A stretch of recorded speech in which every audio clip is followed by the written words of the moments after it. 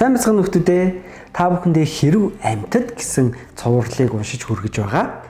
Өнөөдрийн унших түүх бол хэрвээ амьтад талархдаг байсан бол яах байсан бэ нөхдүүдээ?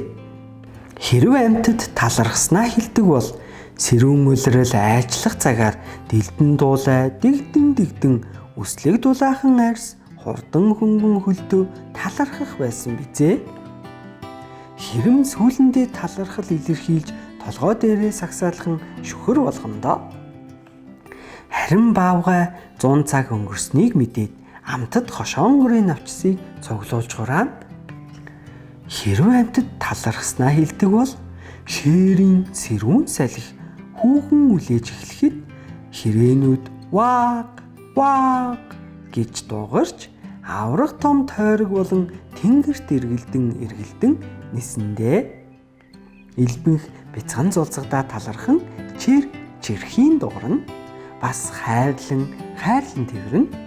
Харин баавгай зүгийн сүрэг түүнийг амтад балтай үүрлүүгээ дагуулan ирсэнд талархна.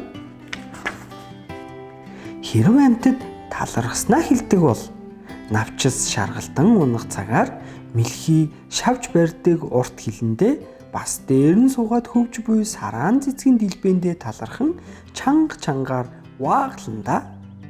Харин минж падхийн эргэрүү сэлүүрдэж сүүлэндээ талархан илүү хурдан сэлэндээ. Харин баавгай маажгнан цүүцгнэж гүйцэж болсон амтад нэрсээр баярлан сагсаад өргөндөө.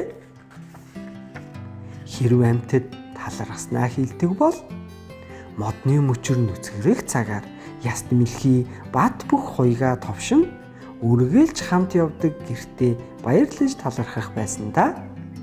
Өмхий хүрэн эсгэрэн өмхий шингэнээр шүршин айн хөх чон гэгээтэй нарлаг өдөрт талархан уландаа ауу гэсэн байна.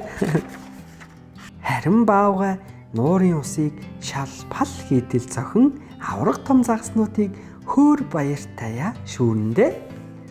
Дараа нь тэр загсаа шарж нэрстэй билүү зүгийн балтай билүү хийгээд тунчиг завгүй байна да. Баавгай бас хошоонгорын навчаар цай чанаж анд найзуудаач урьж амжлаа.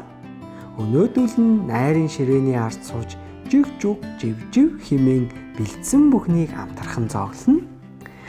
Дараа нь аятай дулаан намрын өдөр налайж амьтад бүгдээрээ элбэг эв найртай хамтдаа байгаадаа талархан сууцгаах бах та. Талархаж баярлснаа заавал хэлж байх хэрэгтэй шүү.